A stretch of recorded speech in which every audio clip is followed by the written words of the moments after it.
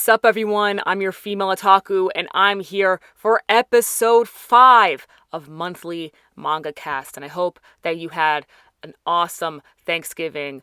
Even if you celebrated it a month ago over in Canada, I still hope that your Thanksgiving was great. Did you get a food coma?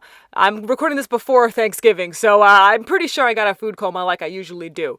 But anyway, so with this episode of Monthly Manga Cast, we're going to be changing some things up. Originally, we were going to have Jacob from Chibi Reviews guest star, but unfortunately, at the very last minute, he had to back out due to some business reasons. So instead, what we're going to do, since there were no new chapters of Kowloon Generic Romance, I know, again, instead, we're just going to be focusing on Boku no Hero Academia and Jujutsu Kaisen. Now, I'm not all caught up on Jujutsu Kaisen just yet. In fact, I'm just about 100 chapters behind. But still, there's enough for me to talk about in regards to how it is being adapted in the anime, and also some theory crafting of my own, which for some of you may be considered a throwback since you haven't read these chapters in quite some time. But yeah, I hope to be fully caught up to Jujutsu Kaisen by the time episode 6 rolls around. And then we can officially add Jujutsu Kaisen to the lineup, as well as Lore Olympus. You guys seemed very interested in me talking about Lore Olympus, which will make it the first official webtoon that is in the core lineup of Monthly Manga Cast. Since the last episode with Sun Woo, when he talked about Tower of God, you guys seem to love that, so webtoons seem to be fair game. So let's bring them on. So that means the future for Monthly Manga Cast will be Boku no Hero Academia, Kowloon Generic Romance when it feels like updating, Jujutsu Kaisen, and Lore Olympus. I am currently a couple of chapters behind on Lore Olympus, so I don't want to talk about it within this episode, but that's fine. This means that this episode is a special SHOUNEN takeover, and oh boy, what a time for it to be a shonen takeover after Boku no Hero, but we'll get into that in a second. Just so you know, be prepared for the next episode of Monthly Manga Cast, as it will not be on the last Friday of the month, because Christmas is actually the last Friday of the month of December. So instead, we're going to be doing it on Saturday. Not only that, though, the very special guest for episode 6 of Monthly Manga Cast will be none other than you.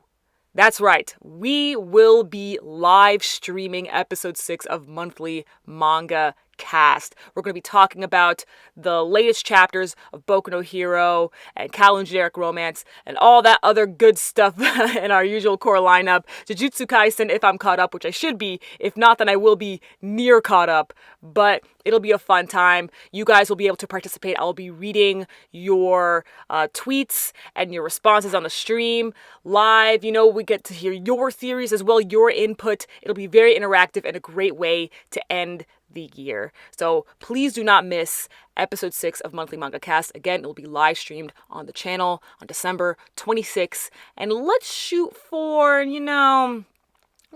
5 p.m. EST. All right? Sound good with everyone? I sure hope it does.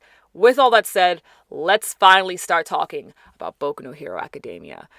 Honestly, I was debating whether or not if I should even discuss the first chapter that came out within this past month, because I'm sure a lot of us already forgot that it was actually the battle between Ochako and Toga.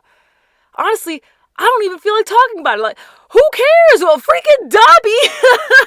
That's all anyone can think about. Freaking Dabi, man. I mean, I'm to blame. I'm one of those people. I could only think about the Dabi chapters, and we only got 2. That's it. We got 3 chapters within this past month. All right, and that is the fight between Ochako and Toga, featuring Sue, and those 2 chapters focusing on Dabi. Just bruh, come on, what else am I supposed to talk about here, man? Freaking, let's just dive in. We're gonna talk about Dabi. That's it. All right, I call the shots. We're talking about Dabi. Okay, so at long last, 290 chapters later, it's finally confirmed that Dabi is indeed Toya. And like a freaking idiot like he is, he done dyed his hair? What did he put on his...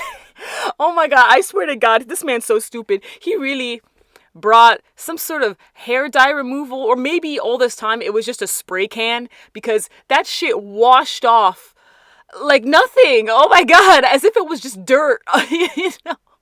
I was dying. I'm like, Dobby, what are you doing? I love him. I absolutely love this little shit. And he's up here literally having the time of his life. And we've been discussing this the past couple episodes, how Dobby is just having a fucking blast throughout all this. And now we see why. It's because he was planning for this very moment. All the times he left the League of Villains, because he's not always there. You know, he always leaves. Sometimes he'll leave for weeks and weeks at a time, either talking to Hawks or gathering information on his own. And now it has all been confirmed. One of the theories has been debunked. I was on the theory train that Dobby and Hawks were in the same program with the Hero Commission to create, the perfect hero. I thought that was pretty cool. I thought that made sense as to why Dobby even knew Hawks' full name in the first place. But no. The reason why Dobby knows this is because he was around when Endeavor first arrested Hawks' father, who was a murderer. Oh, God. What's worse, Dobby, again, being the little shit that he is, he fucking, what did he do? He had a GoPro or something recording the fucking murder of Twice, man. I'm just imagining it. Literally, Dobby has a GoPro, hidden somewhere on him, and he's just recording Hawks killing Twice. Now, this means that Dobby could have saved Twice. Alright, no one seems to be talking about that. But if Dobby was able to stand there and record that whole, incident, that means he could have saved Twice. But no, instead, he stood back, recorded the whole thing, and blamed everything on Hawks. Now, of course, Hawks is absolutely at fault here, because this is the number 2 pro hero we're talking about. And not only that, but he's the one that the Hero Commission chose to become the perfect hero. Which, I was talking about this with my friends. Why would they choose Hawks to be the perfect hero? Because they know that his father is a murderer. So why? Why choose him? They erased his whole name and made sure that the rest of his family lived in luxury. And he's living that good life, but of course, had to be living that child soldier practically. That child soldier life, basically, you know what I'm saying? And he has to live his days with a face. He always has to put on this charismatic persona. He's a charmer. He charms everyone, all right? And that's how his life is.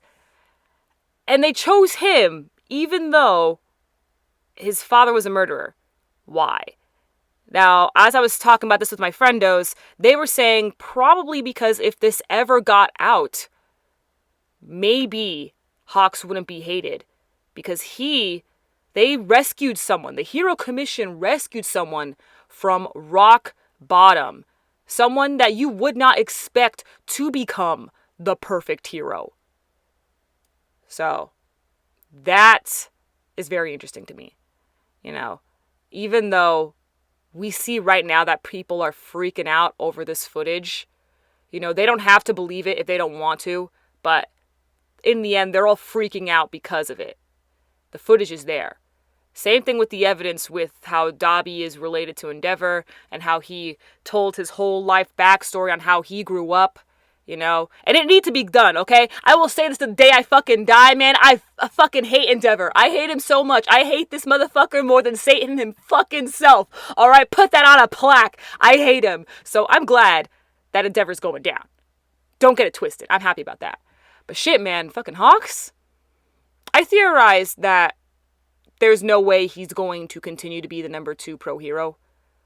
But because of this discussion that I had with my friends as to why he specifically was chosen, because he grew up at, they picked him up from rock bottom, He was poor. You know, we first saw him at like, we see him as a little kid. You know, he's all like dusty and everything, clutching onto his like one little toy of Endeavor.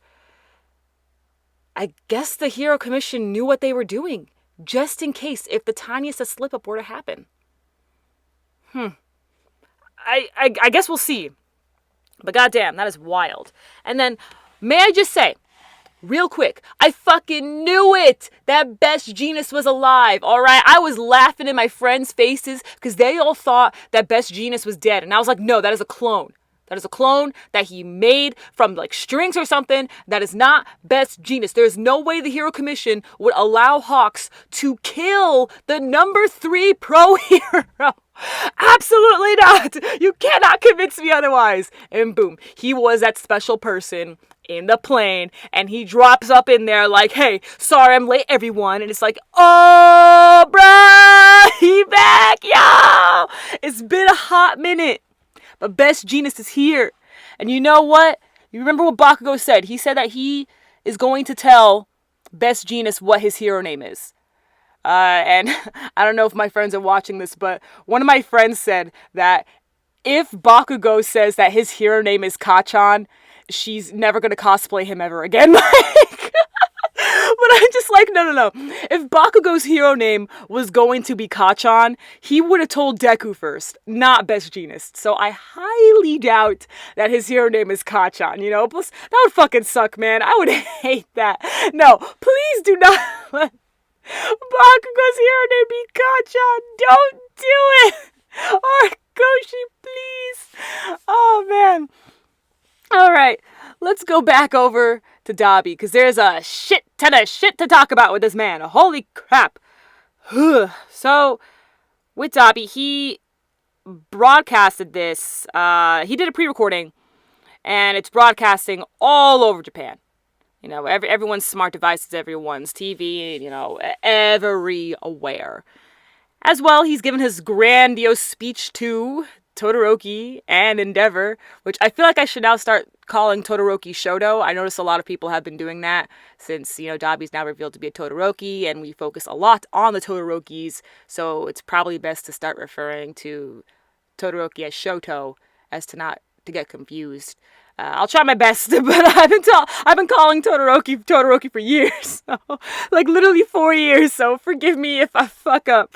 But he's out here, you know, doing his grand reveal, and fucking, oh god, his mom, what's her name? Rei? I don't remember if her name was Rei or Reiko, but she was just getting better, and now she's seeing this bullshit, you know? The fact that her son is alive and all the memories flooding back as he's telling his backstory, you know, their awful upbringing. And you know, this is why I will never, ever like Endeavor, because, you know, a lot of people say that they forgive Endeavor after the Endeavor arc, but I don't think that was the point of the Endeavor arc. He even says it himself. He's not looking for forgiveness. He's looking for atonement. And it's because you're telling me to forgive a guy who was an abuser to multiple people for 20 plus years. Fuck it, 25 years, basically. 25, 26 years? Jesus Christ, absolutely not. I will not forgive this man. No. Alright, one of the few characters where if I start thinking about him, I'll start getting heated. Alright? You can tell, I'm raising my voice. I'm probably blowing up my mic here just talking about him. Ah, God. And Dabi admitted to murdering 30 innocent people. Oh, boy. I could only imagine how Rei is right now over at the facility. Oh, boy. It's not looking good. No. Freaking Natsuo man staring at his phone like, oh. I need more reaction from Natsuo, because just that one panel of him just like freaking out, I'm just like, oh bruh, you've been writing on this shit for how long, and now you find out that your older brother is alive, like, oh boy. So a lot of people were actually questioning as to why Dabi's hair, or I guess I should say Toya, because he did say in the manga that he prefers to be called Toya, and that it's a great name. So Toya, That's going to get some getting used to. Toya. We see that his hair is white, and a lot of people were confused as to why it was white. And we see a little bit in the backstory that it was starting to turn white. Why? To me, I think it's pretty obvious that it was turning white at such a young age because of stress. Like, this poor kid. Like, you know, he's trying to use his powers to the best of his ability, and Endeavor was all like, yo, man, he's got a lot of power. This is nice. This is great. But his body couldn't handle it. And so people were wondering, how come his body can't handle it?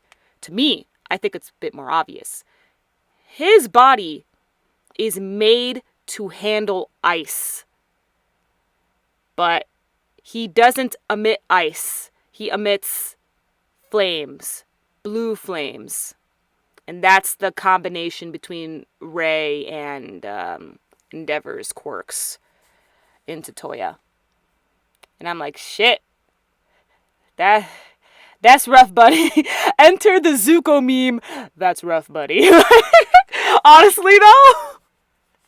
Oh, dear. So, you know, now he's here getting his revenge on Endeavor and Todoroki. And even Todoroki himself, even Shoto himself says, Father, I need you to get back. This was the first time Shoto called Endeavor father. Because, like, he told Endeavor to his face. He's like, listen, I'm not going to reference you as dad or anything, but I will recognize you as the #1 pro hero. So, he's only going to refer to him as Endeavor. But in that moment, he called him father. That blew my mind. I truly never thought we would see the day. Because, you know, Endeavor's only been trying to do good for a couple of months now. It hasn't even been a year, right? Because it wasn't until like shortly after the sports festival that Endeavor wanted to start changing. I believe it was shortly after the sports festival. I could be wrong. It could be a different arc. But the sports festival happened in like what? June, July-ish for them. And then right now it's currently March. So it hasn't even been a year of Endeavor trying to change. And, you know, he's trying to connect with him. But obviously, you know, Shoto isn't going to be all like, oh yeah, I'll call you Pop now. Like, no. All right. I still don't use my fire side, buddy, okay? Like, obviously now he is. But, you know, for a while he wasn't. And in that moment, he called him father. That really took me aback. Wow. How is it gonna go down afterwards? I have no freaking idea, bruh. Like, we see that Dobby's coming after them, you know, full force. And he was saying, the past never dies. And that's true. Very much so true. You know, Endeavor, if you really want atonement, now's your chance, man. This is it. I swear. Endeavor might just die because he's, like, so tired right now. All right? One joke that my friends and I have with each other is how the heck did Endeavor even become the #2 pro hero in the first place? You know, before All Might, you know, had to go, like, and Endeavor was the #2 pro hero. Like, how is he even the #2 pro hero when he gets tired so fast, man? His powers just deplete. He can't last long on the battlefield, man. Like, how are you expecting him to do something? You gotta go fast. Because he's gonna wear out. So yeah, it's really all up to Shoto. And I bet Deku's gonna try to step in, of course. And then fucking the League of Villains are just listening to Toya saying his whole spiel. And Compress is just like, yo, did you know about that? It's like, you know, I didn't know about that. I was rolling, man.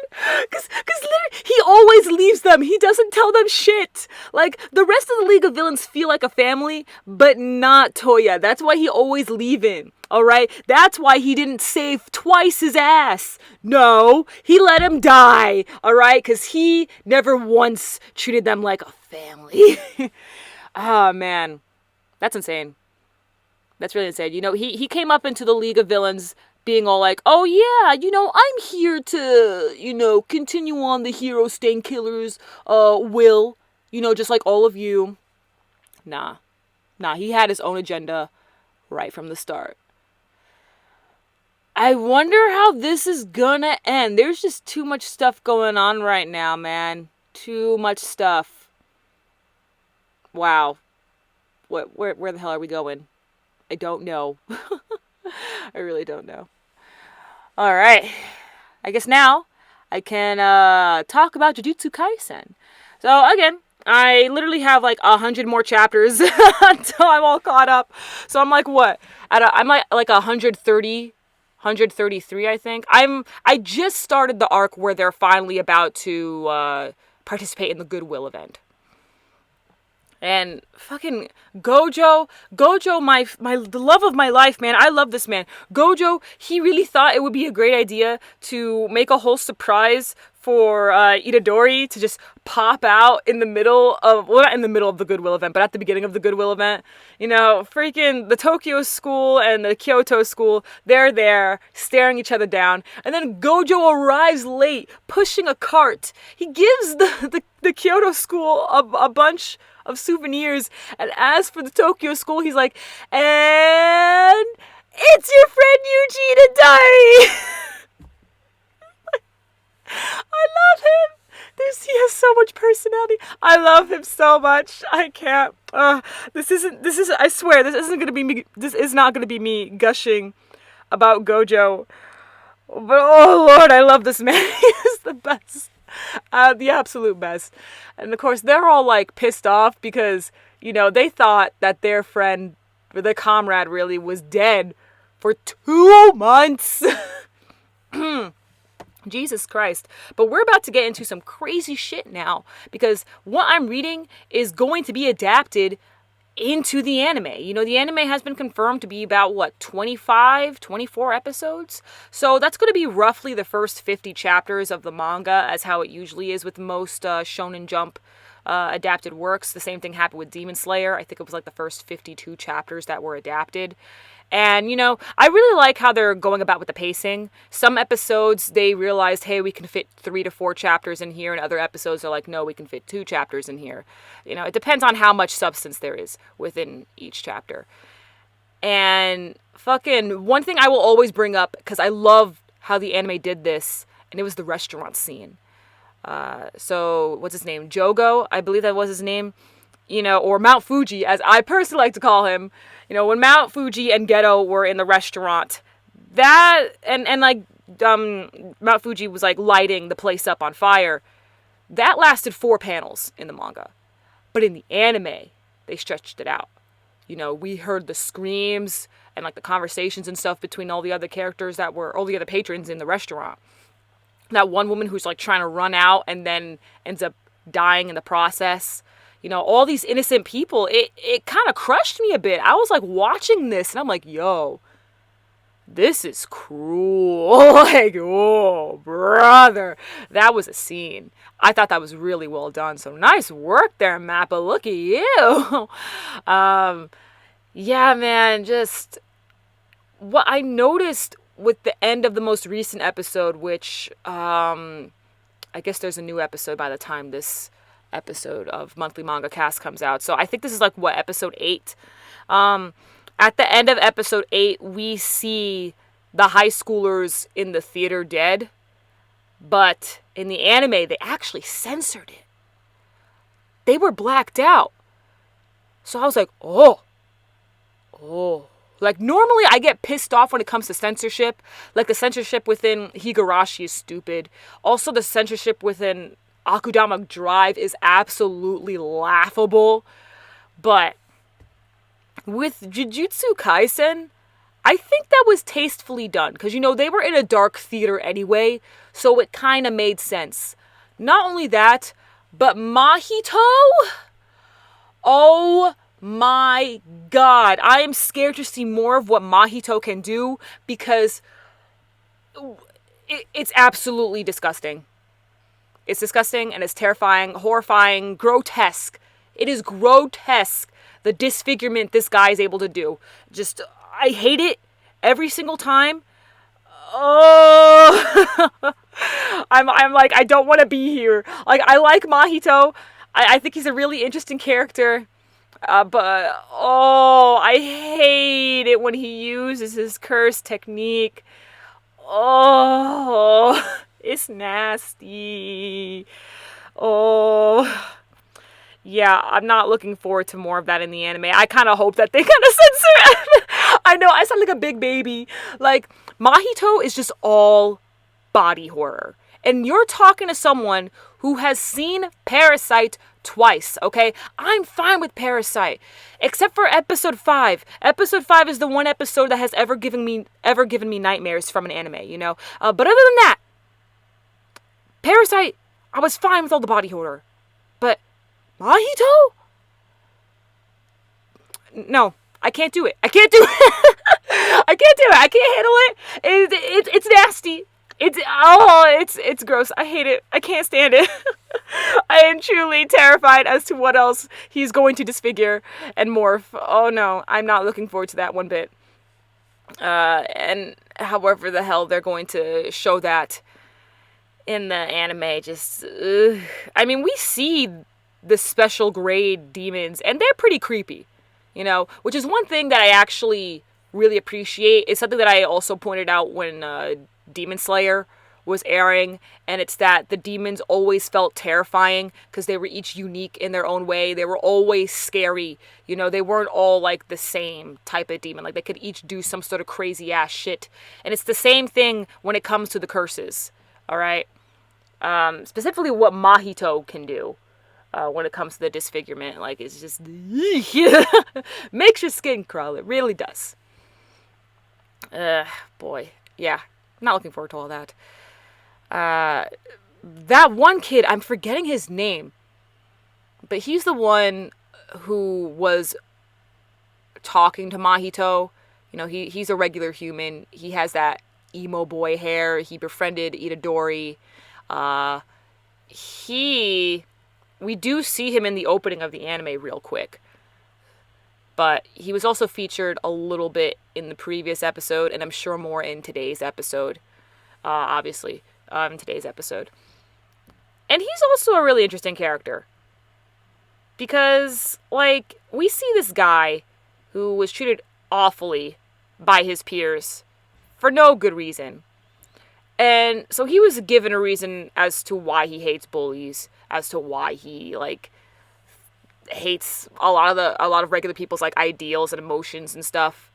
But then he was truly set off once his mother was unfairly killed by a curse. And that was just really sad, because his mother she was so cool! And she got along with Itadori and everything. She was awesome. And then she had to die. And I'm pretty sure that was Mahito who put the curse there. So, screw Mahito. I do like the character. But, Jesus Christ, man, this guy sucks. Man. So, let's move a little forward, actually. Oh, actually, no. Let me talk about Nanami. I love this man. Nanami, bruh. Yo, this dude is sick. I love how he's just trying not to work overtime. He has to work his 9 to 5 and leave. You know what they say, get that bread, get that head, then leave. That's all he's trying to do. And so once he has to work overtime, he's mad. I find his cursed energy really cool too, and his cursed technique and everything like that. Like, he's just so awesome. And the fact that he's going to be voiced by my man, oh my gosh, Kenjiro Suda, who's the same guy who voices Overhaul. What's that guy from 91 Days? Fango. He's also going to voice Tatsu from The Way of the Housed Husband, which I think is a great choice. He also played him in the live action as well, so it all works out. But yeah, he's voicing Nanami. And I'm like, dang it. This character is about to get even better just because of that. Just because of that. This is what Kenjiro Suda does to me, alright? He's such a cool voice actor. And his voice is just so unique. You can tell it's him every single time. And I love his relationship with Gojo, man. Like, Gojo is here trying to make Nanami tell him a joke. And Nanami's just like, but bro, what's the point? What are you doing? Make one yourself. Why are you even talking to me? This was a guy who went to Jujutsu High, decided not to become a Jujutsu sorcerer and just go do a regular office job. But the fact that he could still see curses on these innocent people, he was like, all right, you know what? Never mind. Never mind. So he's so cool. I love this man. I can't wait to see more of him. He's so cool. So now we can move forward with the beginning of the Goodwill event. And once the principal of the Kyoto school saw Itadori, he damn near passed out. He was so upset. And so he's actually ordering his students to kill Itadori. Bruh, Tojo's the only one who's like, nah, I'm out. I'm going to go see the Takeda event. All right, which, by the way, Takeda, we stand tall women, okay? I'm 5'9", but she's 5'10", all right? We stand. Good taste, my man. Go after her. She seems awesome. But the fact that everyone else, some of them seem to be questioning it. Others are like, nah, Itadori needs to go. This is disgusting. And in the meantime, Geto, he's just like, hey. So the Jujutsu Tech has 6 of Sukuna's fingers. And they plan on giving it to Itadori. So we'll just let them keep on collecting them. So I guess I'm not going to see Geto and Mahito for a little bit. But I'm really excited to see what's going to go down. We got to learn a little bit about that one guy who goes to Jujutsu Tech. The one who's always speaking in like rice ball ingredients. Turns out his curse technique is speech. And it can be pretty dangerous. So to not harm anyone else and himself, he chooses to limit his vocabulary to just rice ball ingredients. So then when it's time to fight, he'll say, well, Itadori did say like, oh, so if you want to say like, I'll kill you, then they'll die. They said, no, it doesn't exactly work like that. But basically, maybe if he said like, hey, like back off, they'd probably like, whoosh back, So, bruh, I'm so excited. This is going to be hype AF. I can't wait to read more. And like I said, I should be all caught up by the time episode 6 of Monthly Manga Cast is out. But if not, then I'll be like near close, just about all caught up. But I'm so excited to see this stuff adapted into the anime. This whole arc here. I don't even know what this arc is called. If you want to call it the Mahito arc and stuff. The whole situation with, Mahito versus Nanami. And then Itadori and that kid. I don't remember his name. I'm so upset. Can't remember this kid's name. And he's like so important. We see in the opening that it looks like he's going to end up at Jujutsu Tech. So I'm like, okay, I'll be looking out for that. But yeah, I'm super hyped, guys. Thank you so much for watching episode 5 of Monthly Manga Cast. We've really been keeping it up. Oh my gosh, I'm so happy with how well this has been going. I'm really glad that you guys have been enjoying this podcast. It's gone a lot better than I thought it would. I thought I would get no views and that this would be a waste of time. But no, we're doing really well. And I'm excited to see you, our special guest, over at the first live stream episode of Monthly Manga Cast. Of course, I want to give a very special shout out to Giovanni Herrera and Sarah Hogan for donating to my Patreon. If you'd like a very special shout out in the next video, stream, or what have you, then please click on the Patreon link in the description to donate, as well as links to my social media. Alright everyone, I'm your female otaku. Sayonara.